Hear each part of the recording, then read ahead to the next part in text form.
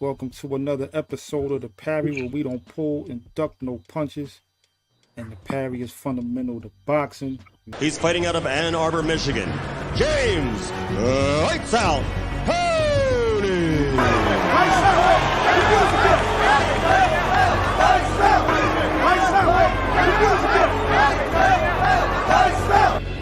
Here we look at James Toney. As he says, he's one bad dude.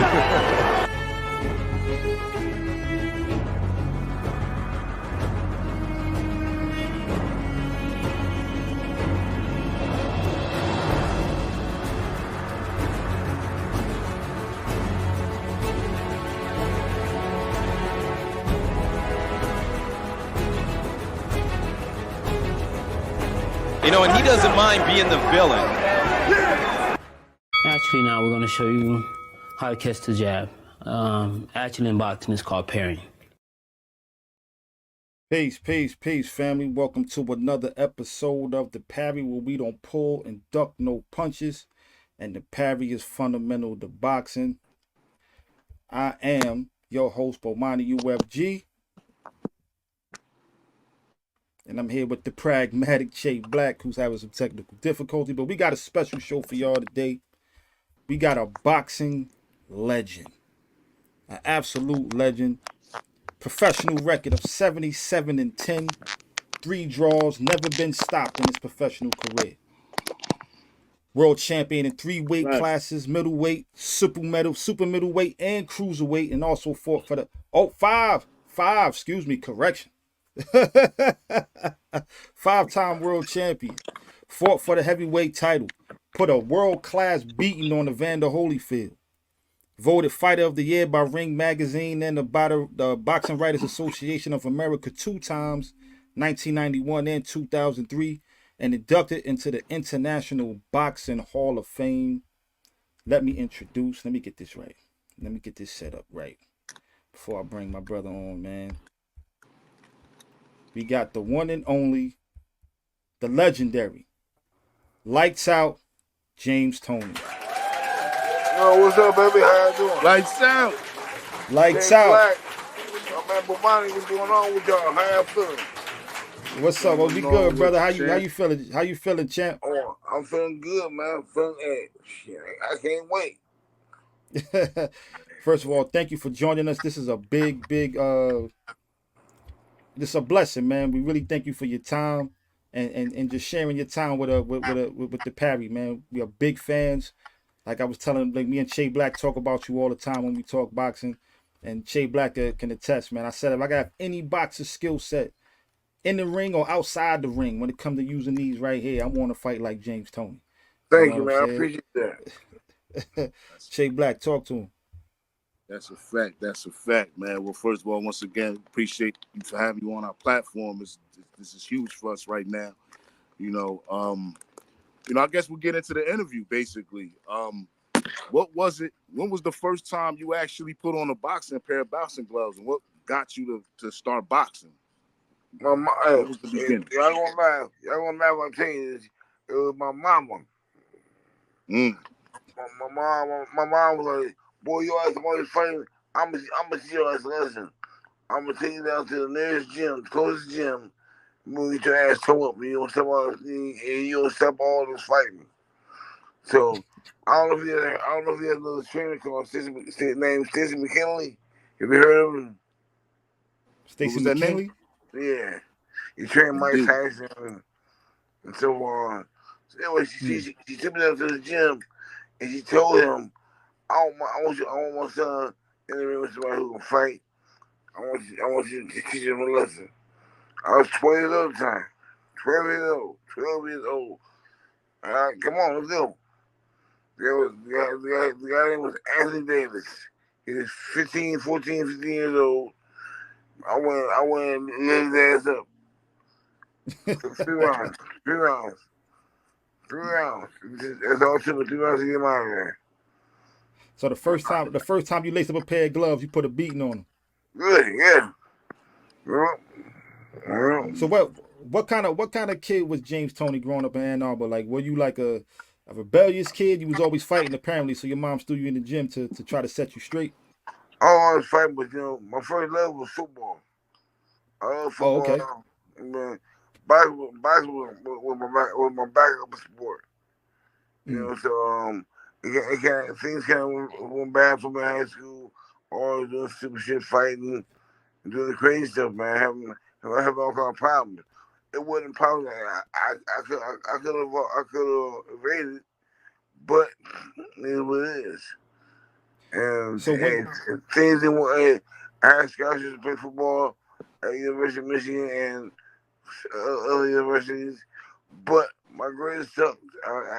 And then on top of that, I flunked the SATs. Matter of fact, I didn't even say it.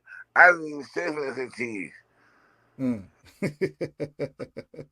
You But done flunked them SATs. yeah, so at the end of the day, I said, I'm gonna go with the boxing. I'm gonna be a world champion. So that was your goal, like from like the moment you got in the gym, you said, I'm gonna be world champ. Yeah, but you know what? Trust and believe, every day in the gym was not like that. I had to go to Detroit. I took some ass over the first 3 or 4 years. But you know what? The 10 guys that beat my ass, I told them, I'm gonna get your ass back one day. I promise you. I ain't going nowhere.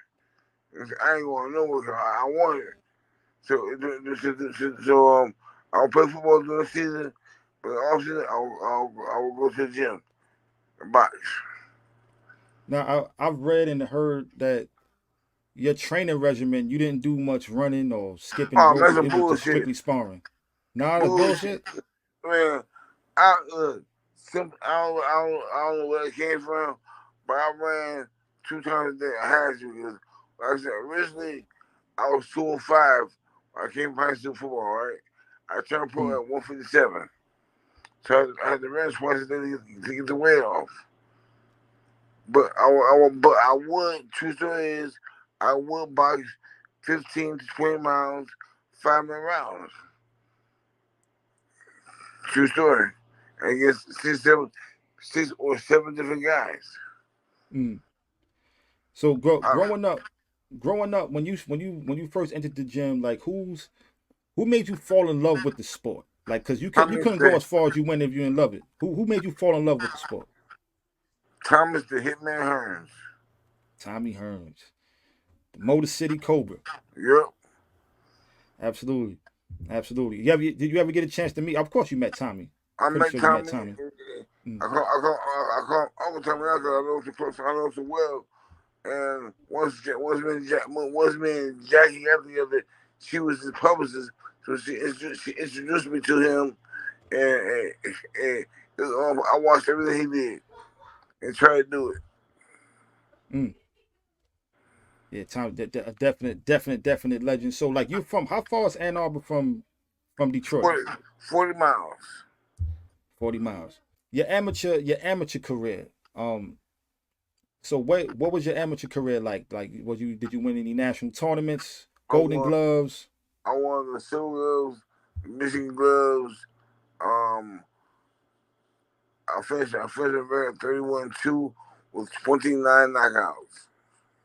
Wow, wow. So, And the only mm, reason why I turned pro before in '88 was because I fought the guy by the name of Video Slate at the Ohio State Fair. I don't know if you ever heard of it. It's the biggest tournament in the Midwest.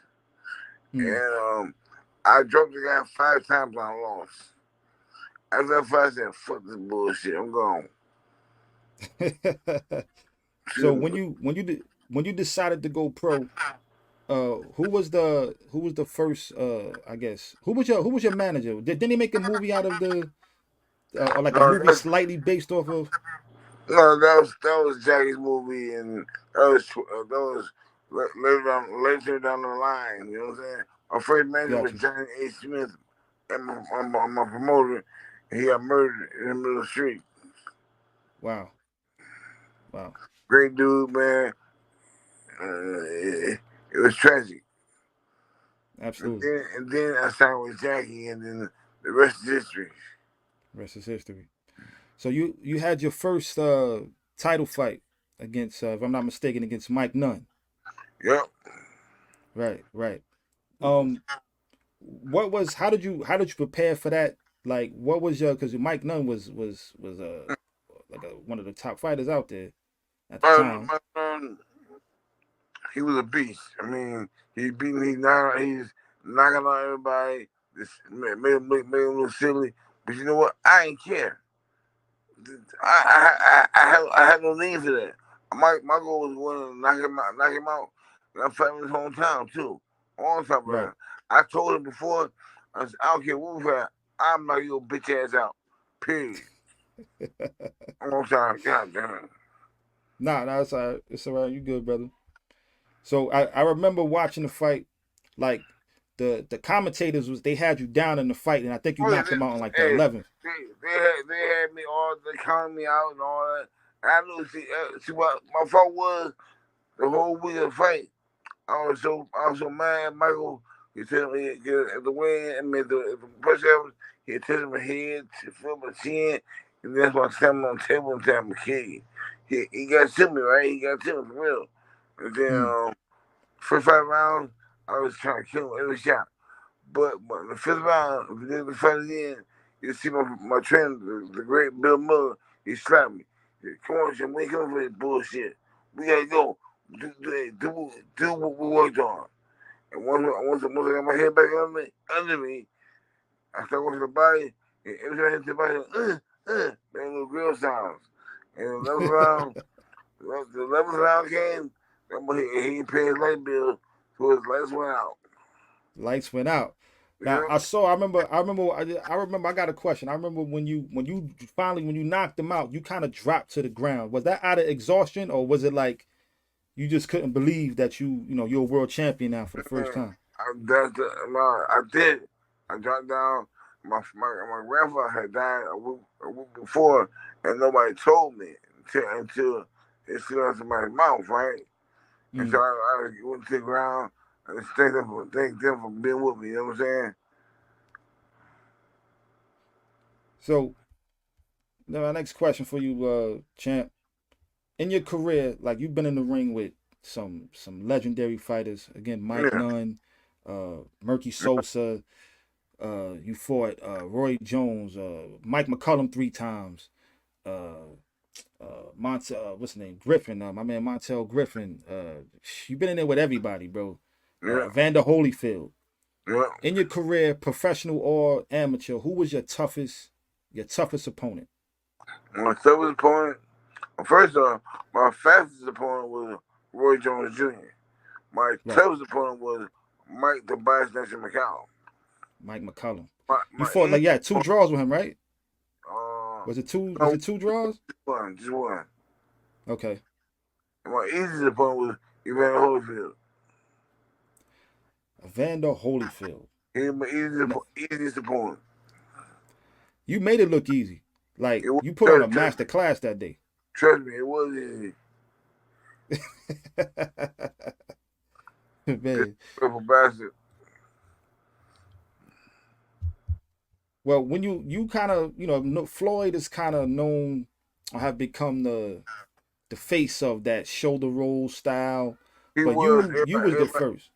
but see, everybody know now. Everybody is trying to see who really is the big dog. You know what I'm Right, saying? If you on the shoulder roll, you gotta stay in the pocket. You can't run right, out and lean backwards and all that. And then he'll get the punches back. I don't punch. I'm trying to knock your fucking head off. right, He trying right. to run above the but he's like, oh, I don't want that smoke. No. So how did you develop that style? Was it something that came natural, or like you No. trained, like somebody trained you and developed that Yeah. style for you? My trainer, Bill Miller, he was one of the original trainers of Eddie Childs and Sherry Robinson and Tommy Hearn, and so he trained me. He's watched films of Eddie Childs, J.J. Walker, Archie Moore, everybody. I sit there and study and look. You know what I'm Right, saying? And I tried it at first. I was in my head handed to me. But after a while, after I learned the biggest thing is to relax me in there, it was easy. It came. And trust me, after I started relaxing and getting down, I said, rip people's heads off. Yeah, man. That's a You definitely mindset. the master of the style. Huh? And before he first came to Vegas, he asked me how to do it. So how the fuck you gonna say you the master when you ask me how to do it? I showed you. Hold up. Hold, Floyd? Yeah. He asked you how to do that shoulder roll style. Yeah, when he first came to Vegas, when he was up and coming in front. Real talk. Wow. But, Okay. but you know what? And then years later, take like he invented the shit. But it's cool. I ain't sure because you know what? Eventually, sooner or later, everybody will see who does it the right way. If you look at how I do it and he do it, you see two different styles. You see the real nigga style and the punk bitch style. Well, you know, for those the casuals probably know Floyd for the shoulder roll style more than anybody. But us hardcore fans, we know where it came from. We know who was the master of that. You sat in the pocket and you counted with the best of them, if not the best. Like I said, I always wanted that skill set. Let me bring my brother Che Black on. Come on, Che, where you at, Che? Give a love, boy. This Che was happening with you, all right, baby? Yeah, I'm good over here, man. Some technical issues, man. You know, I heard y'all talking about the shoulder roll, though. You know, we actually debate that all the time. Who used it the best? Who's the most effective with it? You know, between you and Floyd. I'm going to say this. Like I said, we debated. I always say you used it best. And I based it off of offense, off of how you used it from the shift from defense to offense. And I haven't seen anyone really do it like you. I believe it was Coach Miller was one of your trainers. Bill Miller was a legendary coach. Miller. He trained all the great fighters. He trained Ray Robinson. He trained Eddie Childs. He worked a little bit with Archie Moore. And he developed Tommy Hearns. So he had great training, man. I was blessed to be with somebody like that. What was it like working with Bill Miller? Hard work, cause you know what? Look, my first day with him, I said, "Look, what do you want me to do? Hit the bag?" He said, "Hit the bag." Hit the bag. He said, "Go hit them damn bags. You ain't no damn bag beater. We box. That's how we learn how to fight. We box every day." So y'all box. That box. Was how you learn. Box. Hey, that's the only way. Look, I'm serious. All the shit they do on Instagram, they ain't doing shit. In the first place, they're not even doing it right. And you feel an old motherfucker like me, I'm gonna destroy you. If these fighters cannot fight my ear, they will get destroyed. Bad. Or the 60s, or the 70s, or the 80s. How did you feel when you saw? Did you see Ryan Garcia try some crazy, weird looking shoulder roll that he was trying to do in the fight? I laughed at him. It was garbage. Man, hey, Ryan Garcia, he lost kid. Good fighter. He could be, but he could be a good fighter if he stopped with the bullshit. You know what I'm saying? Yeah. Just stop. Could be a good fighter. I mean, he beat Chad Devin Haney, and then it turned out that he's on drugs, whatever, steroids, whatever. But I don't believe it is what it is. You said you don't believe that. Because remember, when I fought John Ruiz, I fought him with one arm coming off surgery. You know what I'm saying? Mm-hmm. And I was still sitting there to repair my bicycle and tricep. Plus, I reported everything to them, to the commission. But then, weeks later, I come back positive for steroids. Come on. And then plus, if you look at my body, and if I took steroids, shit, I did some bad shit. My shit look good. I swear to God. Right. I Real quick, I I had one more question though about Bill Miller though. It was pretty much how did you get introduced to Bill Miller? How did you end up working with him? Well, I had a couple of trainers. I had a trainer by the name of Keith Lee. God bless his soul. Great dude, man. Was always, he knew all about the boxing, right? But he had a problem. He had a blood problem. He couldn't come to the gym on time. At the time, I had just signed with Jackie, and Jackie said, I have to transfer you. I said, who? She said, Bill Miller. And he would come. Well, him and man had fell out. And I said, if I get him, you will with him. I said, no problem. And the first weeks, I had to learn how to fight for real. Old school. No nonsense. He said, I don't need you. If you want to come back, stay on. And that's what made me respect him back then. I wanted to learn. He had the largest volume of films from old school fights, and we would sit there and watch together. He would show me things that we can do. He would tell me, "I'm gonna make you better than him. I'm making you do this. I'm making you do this. I'm making you do that."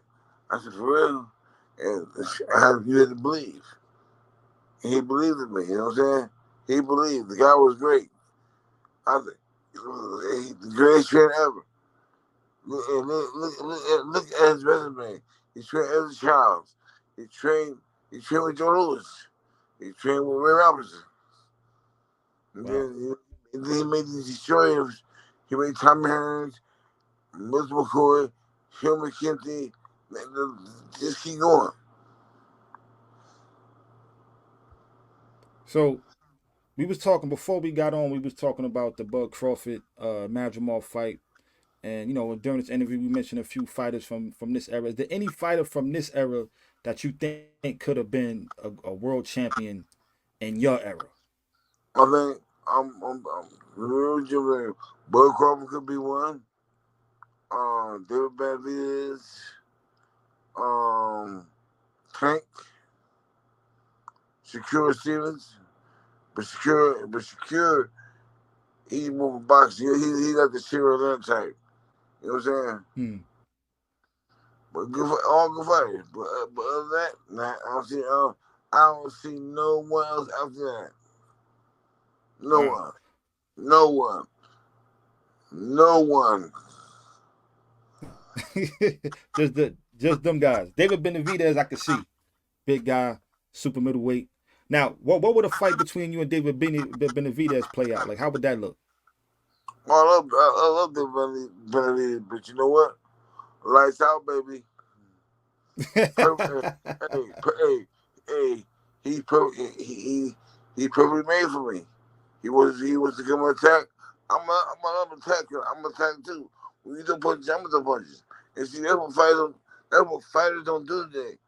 They wait to see what you gonna do, and they do something. You do punches, I'm doing punches. Just look at how I fought. Right. Absolutely. Number one, I sure hell ain't gonna run from nobody. If you say he won't fight me, I'm gonna make sure it happens.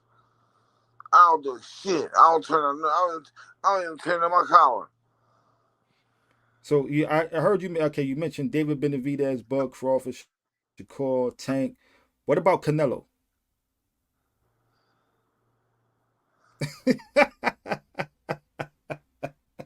What about Canelo Alvarez? Let me tell you this. Canelo was brought up the right way. He will not last. He will not last 2-3 fights in my era. Wow. He's soft. Wow. I'm just being real with you. Hey, he's a technically good fighter. Technically, he's a good fighter. But you know what? He's not in our league. Right. He belongs in this area where he's safe, where he calls shots.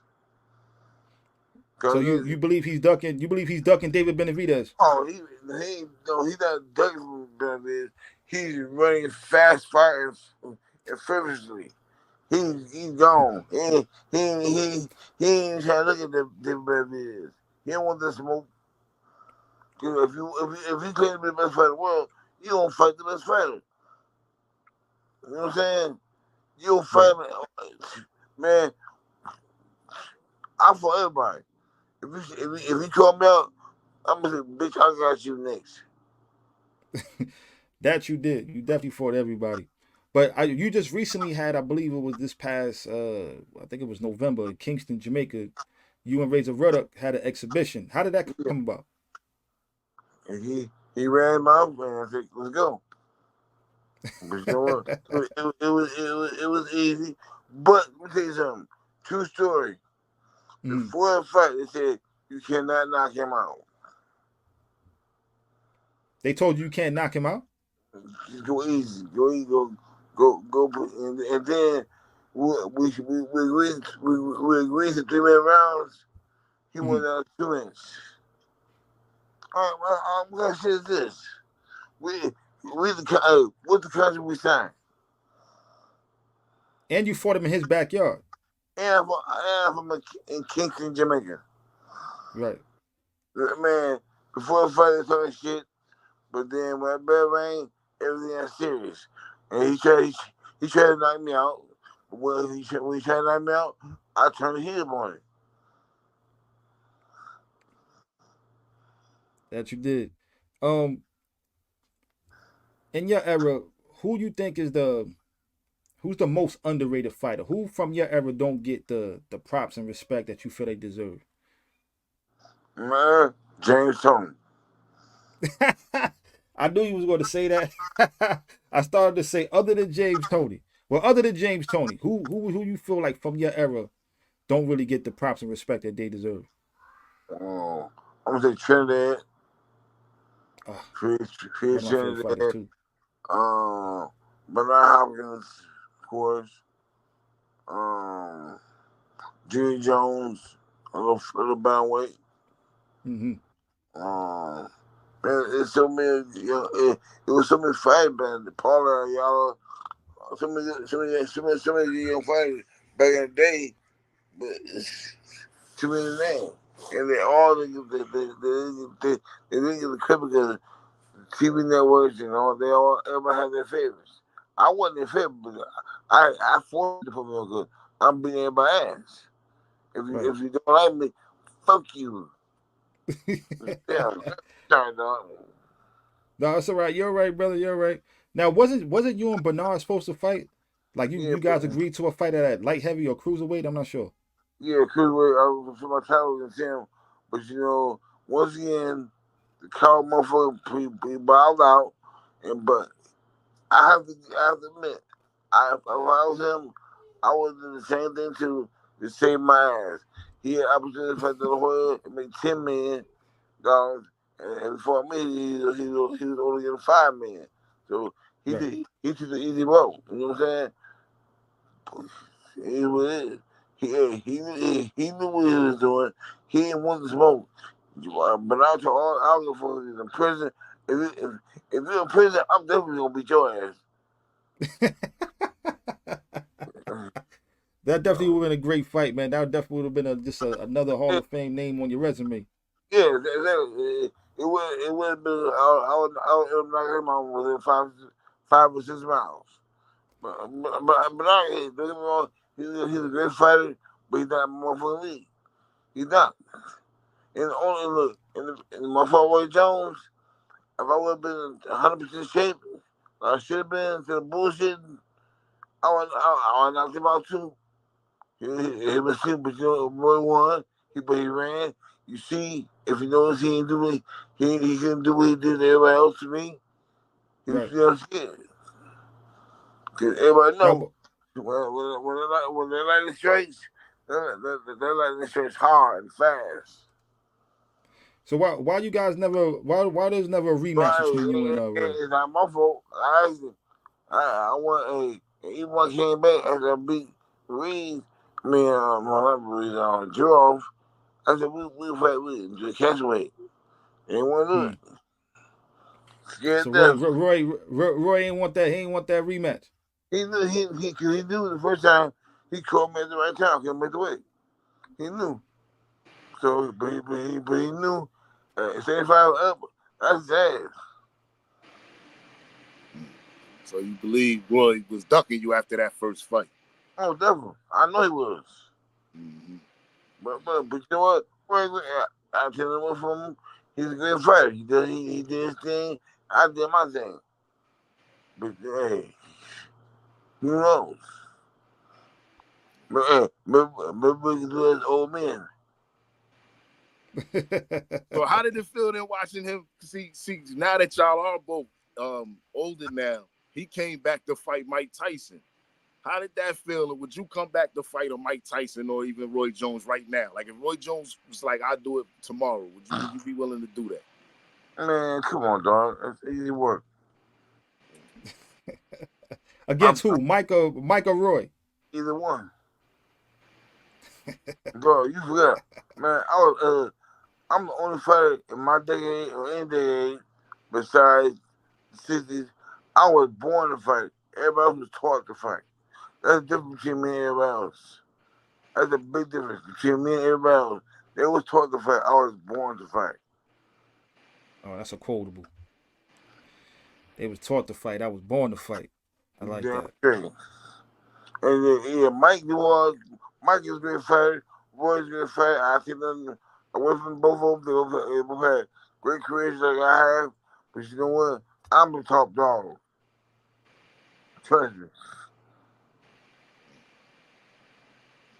Yeah, Che. Come on, T. Shoot him. Shoot him. You recently did come back doing fight. You fought Razor Ruddock. That was too easy. Yeah, we just spoke about that. Oh, y'all spoke about that? Yeah, it was easy Yeah, work. yeah. Okay, well, you know, Hey, I was out cheap, man, but in that fight right there, that supposed exhibition fight, they told me I couldn't knock him out. He went out like a bitch. And then after the first round, they put the round down to 2 minutes. It went from 3-2 in the middle of the fight. How the fuck you do some shit like that? Huh? Why you do some shit like that? What that mean? You scared you ain't got nothing to go. Right on. So right now in the boxing landscape, out of the fighters that's around right now, and throughout all the different, the heavyweight really looks terrible as far as I'm concerned. Oh, the heavyweight division is not obsolete right now. It's they have no identity. Indeed. Why do you think that is though? Why do you think the heavyweight, which was once the most prestigious division in boxing, why does it have no identity, as you put it? Look who you got as champions. Usyk. Who the fuck is Usyk? Tell me that. Do you know who he is? The average American wouldn't even know who the hell he is. Right now, the average American wouldn't even know who the heavyweight champion of the world is. So you think we need another? Because it's been a while since we've had an American or even a dominant American champion. I mean, probably going back to Evander Holyfield, to be honest with you, since we had an American heavyweight. Because after him, we was in the Lennox Lewis era, and then we had the Klitschko's and all that. No, you had the Biscos. The bitch goes. Oh no. Bitch go. because they ran for me too. Both of them did. Both of them. Yeah, but you know Oh, what? you were trying to fight the Klitschko's. I was trying to fight for years, man. But you know what? After that Spire system when he had knocked out, the young one, when I knocked his ass out, they ain't want to see me no more. Hold on, which one you knocked out? The young one. Vladimir. The one that they said was the better boxer, the more it wasn't shit. The better boxer. Come on, dog. And then you had who else you had? Yeah. So many. Then you had Deontay Wilder.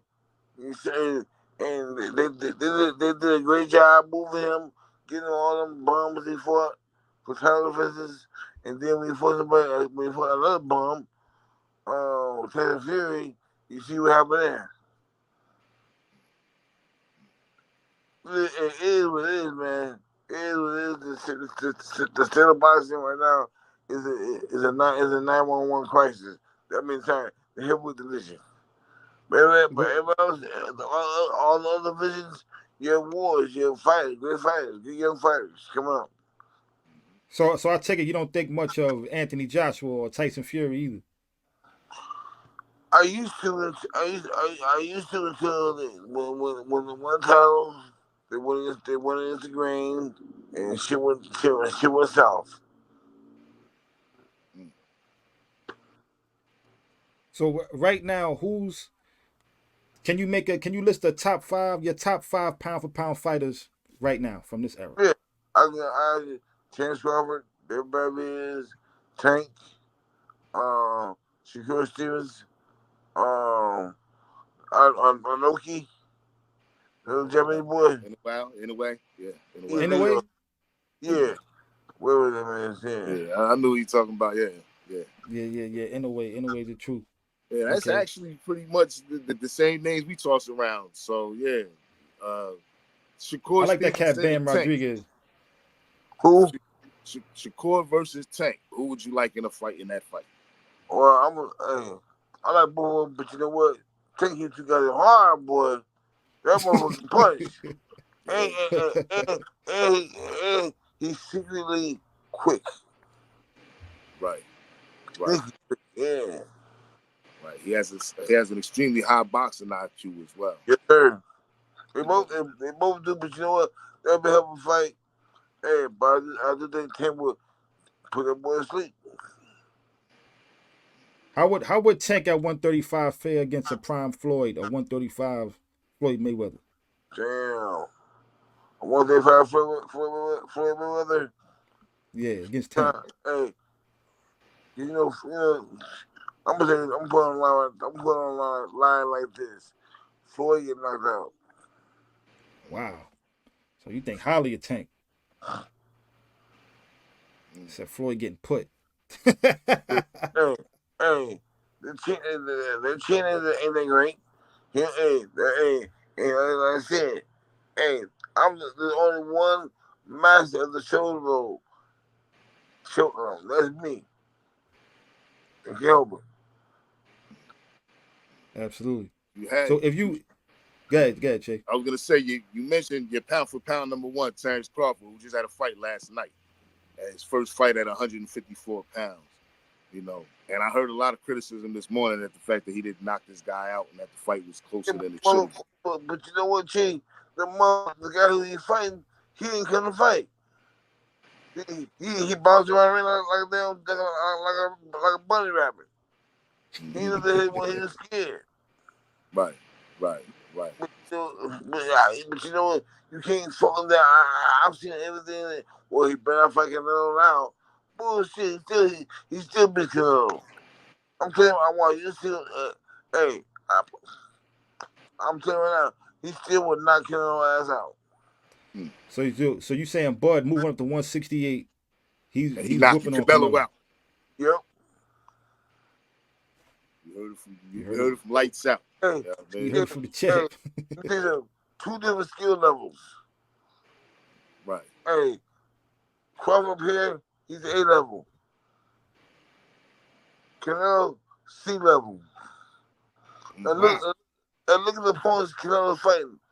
All the opponents of them. Come on, man.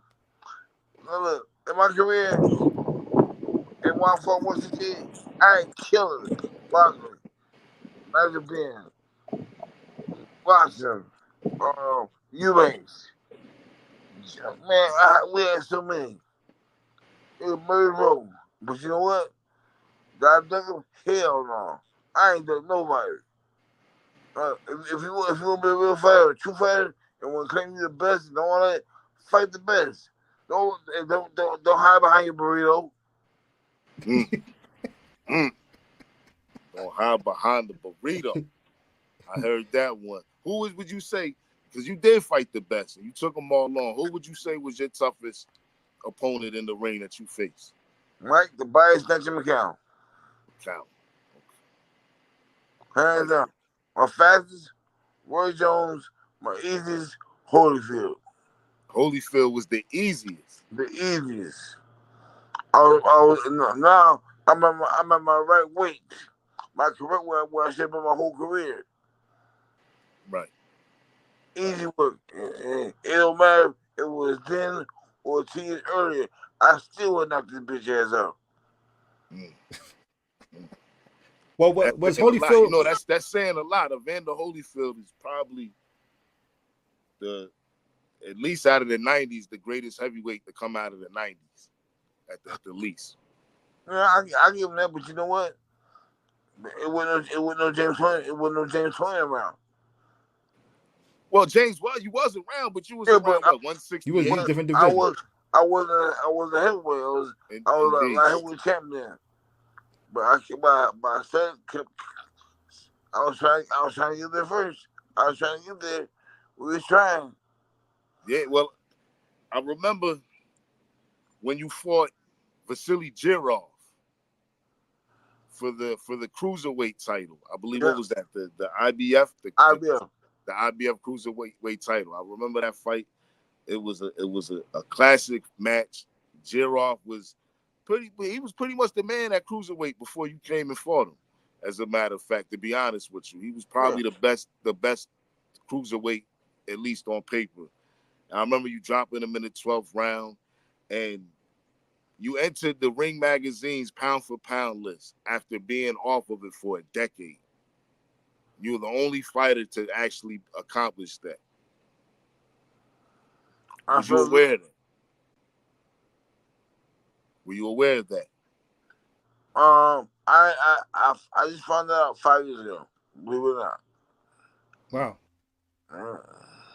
Yeah, that was a crazy accomplishment right there. You know, fighting. But I do got a question about Holyfield, right? Because you said he was your easiest fight, but Holyfield also had a bit of a reputation for being what some would call a dirty fighter, or using some dirty tactics in there. Did he try that? Did he try that with you? Yeah, he tried, but you know what? Like I said, I face all this shit out. I'm about fighting. I'm trying to hurt you. You know what I'm saying? He went with the head a couple times, but you know I slipped aside. He missed, and you saw what happened to him. Yeah, he got the automatic hiccups. You was in there shoulder rolling the headbutt. That's crazy. Yep. He was slipping the headbutt. Exactly. He was used to somebody moving like I did. I told him before the fight. I told him at the press conference. I said, I'm gonna knock your ass out. Cause I came to the press conference to be nice and be cool. But when he said he gonna knock my ass out, I told my dad, I said, fuck that. Game off. I'll beat your ass, bitch. Period. I told you that. I had to go gangster on his ass. Yeah, I mean, it was definitely a one-sided beating. I even actually felt bad for Holyfield, and I'm a Mike Tyson fan, so you know naturally I couldn't stand Holyfield. Just being a Mike Tyson fan, you don't like Holyfield. Yeah, me too. I'm definitely a Mike Tyson fan. Right. I tell you, that's Mike too, bitch. Word. Yeah, I always tell my partner Bomani over here, you know, all my favorites was all the goons out there in boxing. Hagler, Tyson, Toney. You know, I rocked with all of the guys that, like you said, they didn't look like they was really taught how to fight. You know, it seems like it's a certain class. Like you said earlier, you know, a lot of these guys, most of these guys was taught how to fight. You were born knowing how to fight. Yep, exactly.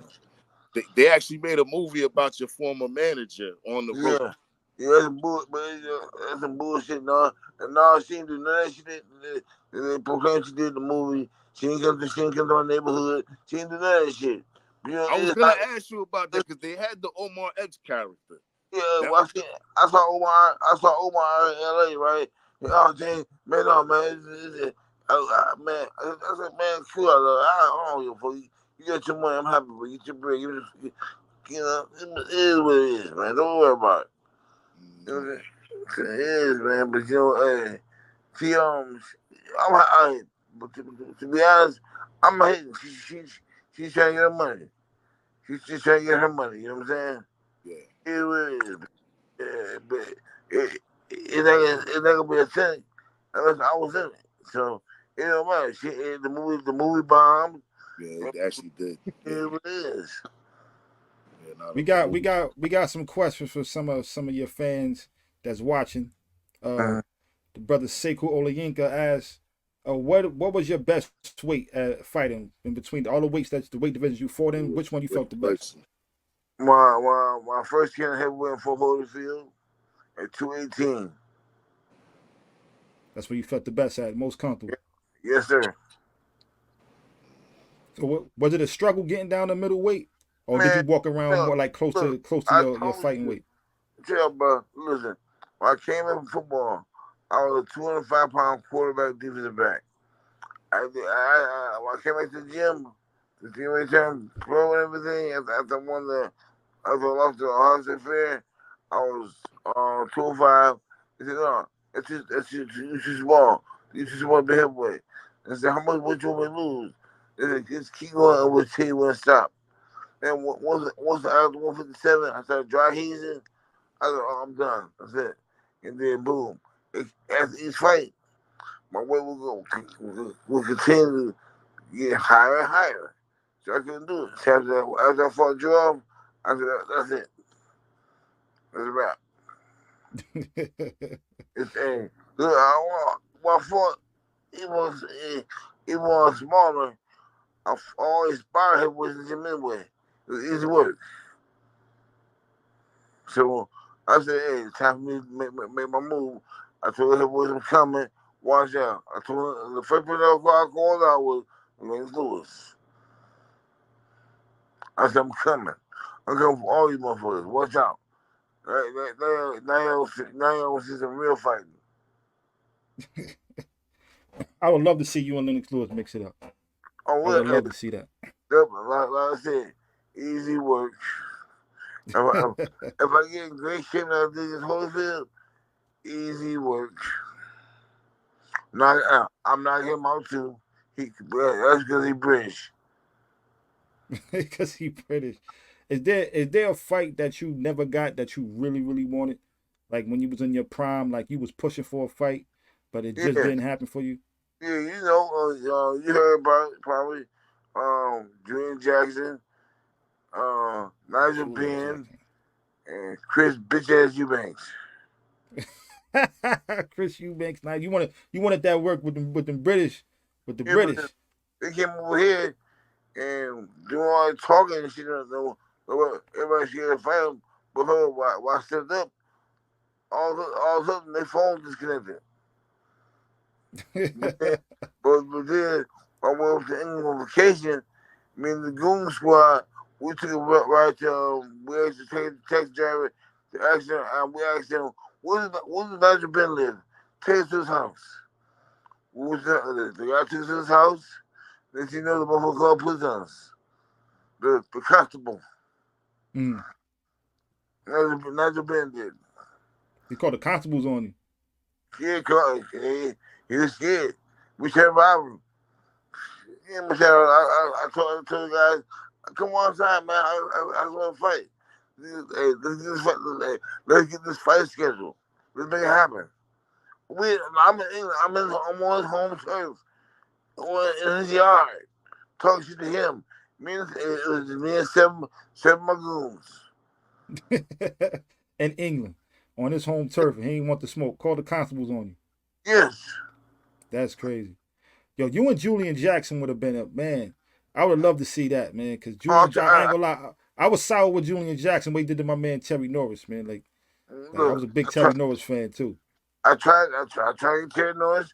I tried to get Terry Norris. I tried to get Julian Jackson. All they clowns, dog. They want to fight. They talk big, and then you talk shit on TV, and then I see in person. Oh, we got a problem. Cause now I'm on TV. We in person. Say the same shit you said on TV to me right now to my face. Taylor, he's the first one. Wow. But Taylor, don't get me wrong, Taylor is a great fighter. But if he came to middleweight, that's why Ray Leonard chose him. That would have been a great fight. Those would have been some great fights. I got another question for you from the viewers. He says, my personal favorite fight of yours was the Gerard fight. How were you able to defeat him when it looked like he was in control? Well, he was in control. Well, after the fifth round, when Freddie Roach said, turn a little more, wasn't that turning up on him? Cause I was in tremendous shape, dog. I trained 9 weeks straight, no pussy. I mean, God damn it. No, I was just chicken. He's on my mind. And so I went in and had to do what I had to do. You know what I'm saying? The guy was strong. He was strong. But I knew I was into him. I was tearing his body up. Like he was trying to tear mine up. But but like I said, when we were inside, I was having fun. I love inside game. I don't, if you back up, it makes you a coward. I backed him up. I had him. So that was like your rule. Like, if you was backing the guy up or if he was backing up as opposed to stepping to you, you knew you was in his head. You knew you had it. I'm good. He was walking, because number one, he was walking everybody down. He couldn't do me nothing because I ain't going nowhere. I can tell you, but I was born to fight. I fight any weather, any style. It don't matter. Like I said, Michael Nolan was a fast fighter. Roy Jones was a fast fighter. But you know what? I wore my little down. But when I fought Roy Jones, I wasn't in a great shape, and he won. No excuses. He won the fight. But you know what? He ain't give me a rematch. I get everybody rematches. But I want one. Story change. Mm-hmm. Well, y'all can get it on now. You fighting Mike, y'all can get it on now. I know. Yeah, Jake. The fight before you fought Roy Jones, that was Arthur. No, Charles Williams. That was what? Okay. Prince Charles. Prince Charles. I'll get the Prince and the Arthur confused with the King Arthur and the Prince Charles. Yeah, Prince Charles Williams. I remember watching that fight and saying, Toney, you look real like you just was taking him light the whole fight. And then in the last round, whew, did you realize that you probably needed that knockout in that 12th round? Or did you feel like you was comfortable in that fight? Bill Murray told me if you did the fight again the 11th round, Bill was like, we gotta win to stay away from him, move around. I said, hell no, Pop. I'm not gonna do that. I told you I'm gonna knock him out. I told him I'm gonna knock him out. And he was taking some tremendous shots the whole fight. He took some tremendous shots. But when I caught with the right hand, shit, the London Bridge came falling down, baby. Yeah. Nah, that was definitely a vicious. And he was vicious knockout. Don't get me wrong, Charles Williams was a tough motherfucker. He took some shots. He took some shots. Right. So, but going into that fight though, you felt you didn't actually need that knockout. No, I wanted that knockout. Okay. I wanted to make a statement because I was originally the first book before the heavyweight championship, but he had just lost the belt. Do some bullshit, you know what I'm saying? When, the organizations play games. It's true thing. Mm-hmm. Yeah. It was supposed to be for the super middleweight championship and the light heavyweight championship. Okay, and then you went on to fight Roy for the super middleweight championship. Yeah. Right. Okay. Now, and you said earlier that you believe that Roy was ducking you in that politics. So you don't think that any type of politics, because I know, from at least a spectator point of view, you've definitely been on the short end of a lot of the boxing politics that happened, especially after that fight. Oh yeah, definitely. Cause you know why? Because I don't kiss their ass. I'm not no ass kisser. I'm me. I keep 100% real with you. If you kiss ass, oh yeah, okay, so I'll do this. Of course they won't do what you want them to do. Once you rebel, watch what happens. I remember you keeping one of the most vigorous schedules. I mean, there was a point where you were fighting about every month. Yep, I was. I was trying to fight. I was trying to fight at least 8 times a year. My first, I turned pro in October 1986, 88. I fought December 3rd, 88, and then I fought 14 times in 89 and 15 times in 1990. Triple record, you see it right there. I fought 15 fights in 1990. Yeah, I fought twice a month. 10 out. Triple record. No bullshit. That's wild. That's insane. That's insane. And then after one championship, I still fought. I fought 4 title fights in a year and 3 title fights. I just like to beat people's ass. I was just gonna ask those. We're gonna ask. You know what was it about fighting that often that that you liked? You know, I guess that's the answer right there. It was just the fact you get to get in the ring and put mittens on somebody. And then on top of that, you know what I'm saying?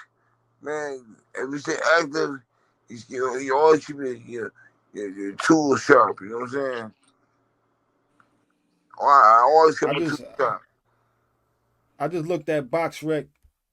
They got you with 10 fights in 1990, which is insane. Oh, yeah. What about 89? What is that? 89, 1, 2, 3, 4, 5, 6, 7, 8, 9, 10, 11, 12. 12 fights in 89. Mm-hmm. Yep. That's one fight at least every month on average. That's insane. Yeah, that's real throwback right there. That's back in the Sugar Ray Robinson and Jake LaMotta, when they was fighting once a month, twice a month type schedules right there. Yep. That's unheard of in today's sport, in today's boxing. That will never happen. Hell no. 10 fights, 12 fights in a year. Look, and back then, even when I was fighting for him when he my title, I made $1 million. I can go on vacation and all that. I don't. I go right straight back to the gym and fight a knockout fight. Make $300,000-$400,000.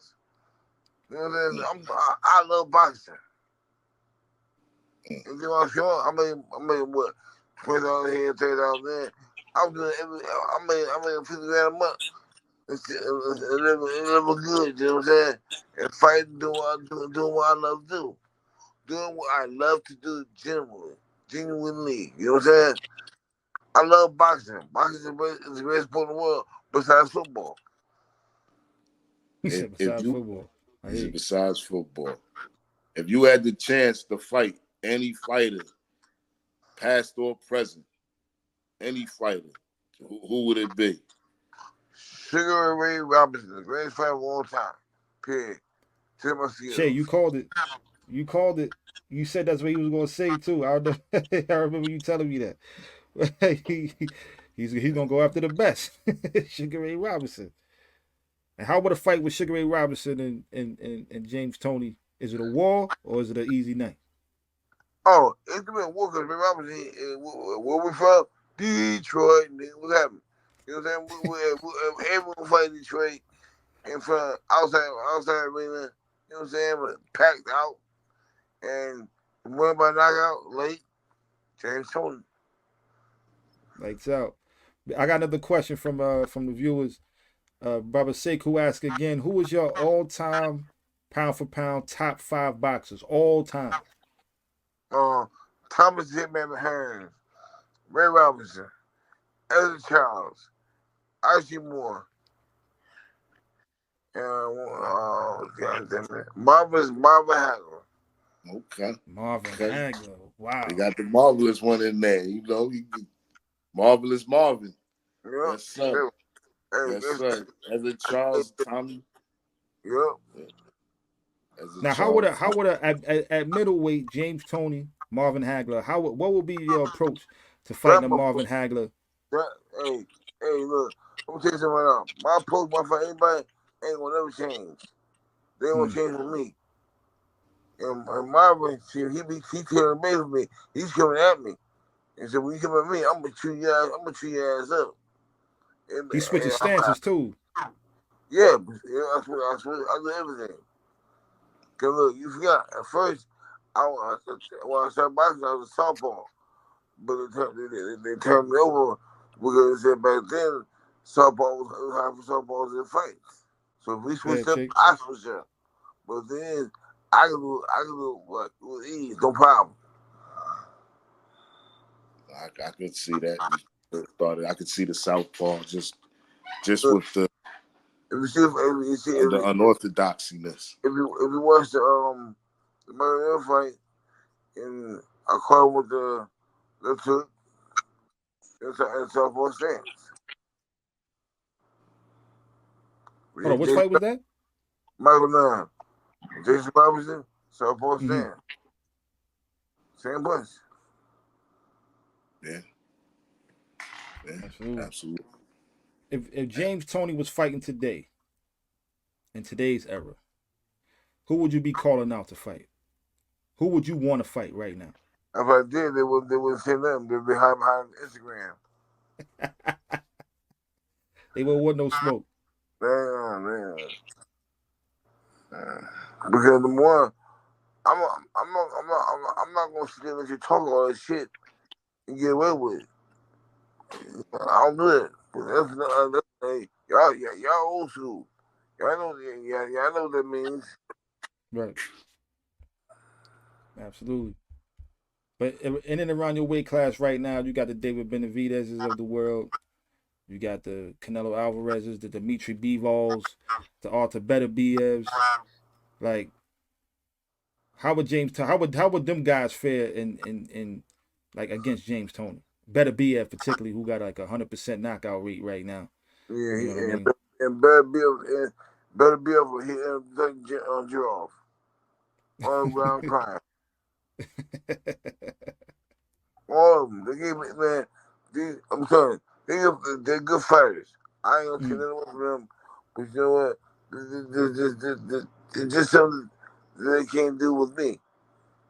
That they do with others. So I'm a different league. I'm in my own league. You ain't got no fighters out there like me. No, that's a fact. That's a fact. There's nobody today, or that I could even think of in modern boxing history that had a style like James Toney.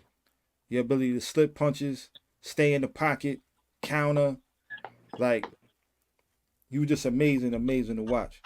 Amazing to watch. Absolutely.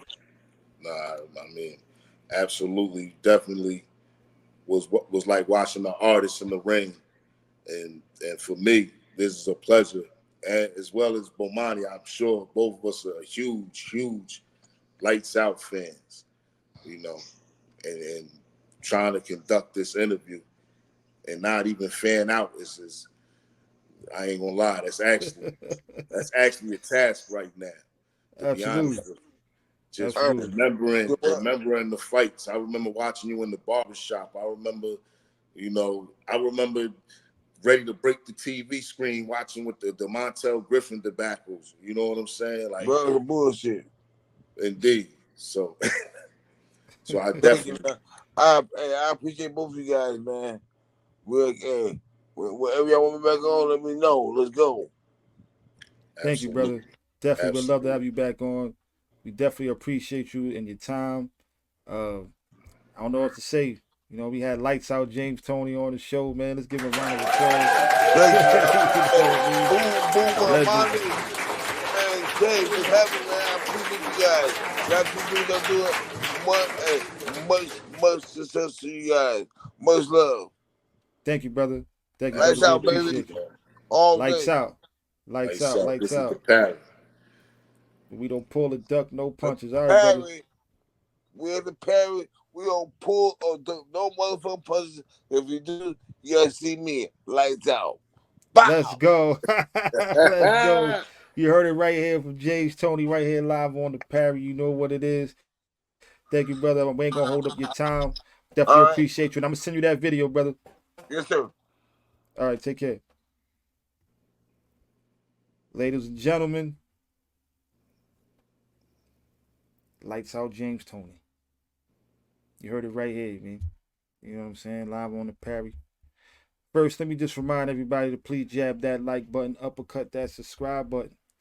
Go ahead and lead hook that share button and throw a combination at the notification bell so you can stay updated when we drop new content. You know what it is here on the Parry. Yo, Che, man, how you feeling? What you think about this interview, man? Yeah, it was definitely a pleasure to talk to the legend, the legendary Lights Out James Toney, one of my favorite fighters growing up as a kid, teenager, you know. And hearing some of the insight that he had, you know, and just chopping it up with the brother.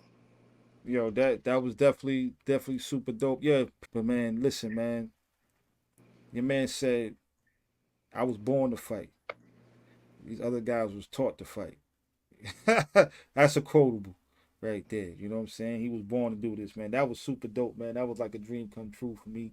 You know, never thought I'd be here on this platform interviewing one of my favorite all-time fighters. Wait a minute. Up, what man? I said, though. What I said. You did say it. You said it. Nah, you said it. You said it. I told you what I thought. You know what I'm saying? I mean, it was going to be James Toney. I said it back then. You said it. You said it. Shout out to Ivan Robinson. I was just about to do that. Man. Shout out to Ivan Robinson, man. You know what I mean? And peace to everybody that showed us love. Not to cut you, Che. I just want to show love to everybody that pulled up, man. Shout out to the God mental son, Mr. The Parry logo himself, man. Shout out to that brother. Check out my brother on artifactsclothing.com and go get you some fly dope gear. Shout out to Baba Oba. What's up, Oba? You know what I mean? See Baba Sekou in here. Peace to the Queen, Amanatu. Oh, sis, that drone was fuego. You know what I'm saying? I see you, Huru, in the chat.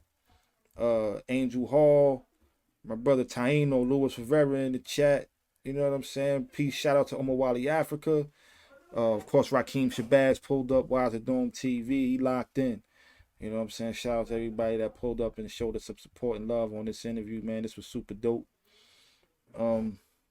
Yeah, man. And like he said, man, he'll pull up. So now you know. You know what I mean? James Toney you might see him more than one time. You know what I'm saying? I see you, the brother. Oh, yo, I see you. I see you, my man Marcus. I see you in the chat. 5 stars. Appreciate you. Shout out to my man Jungle Teflon Don.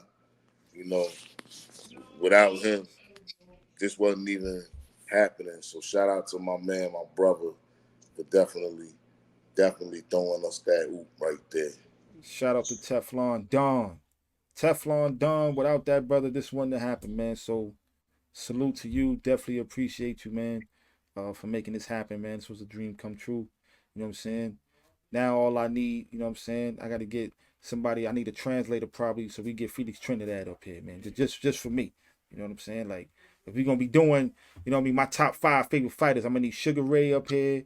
I'm going to go ahead and need Felix Trinidad up here. You know what I'm saying? You feel me? Like, you know what I mean? Maybe get Floyd up here, get Bud. Mike Tyson. Gotta get Mike. Tyson. Gotta get Mike. Gotta get Mike for sure. You Tyson. Man, that was definitely a big one right there, man. And real quick, I just wanted to,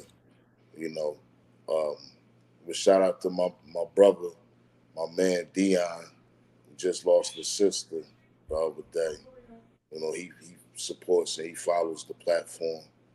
You know, I just wanted to just give him my condolences to him and his family, and rest in peace.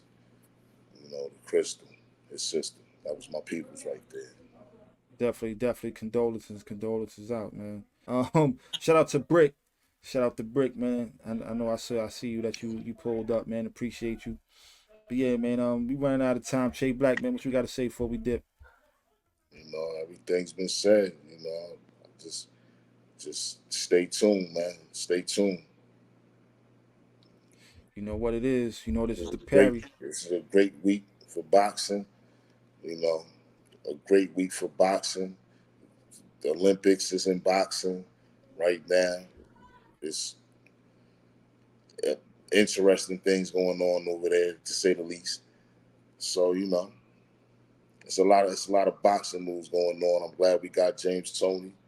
You know, and just stay tuned because we're gonna get back to covering boxing. You know what's going on right now. And you remember, this is the Parry, man. I just want to say something. I just want to play a little soundbite so you know what it is. Style is impetuous. My defense is impregnable. And I'm just ferocious. I want your heart. I want to eat his children. Praise be to Allah. You know what it is. This is the Parry. We don't pull or duck no punches. And the Parry is fundamental to boxing. I am Bomani UFG. I am the pragmatic Shay Black. And you know what it is. Until next time, we up out of here. Actually, now we're going to show you how to catch the jab. Actually, in boxing, it's called parrying.